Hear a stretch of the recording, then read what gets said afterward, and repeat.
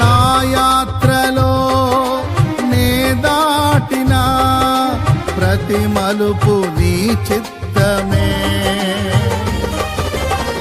నా విశ్వాసము నీపై నుంచి విజయమునే చాటనా. నా విశ్వాసము నీపై నుంచి విజయమునే చాటనా.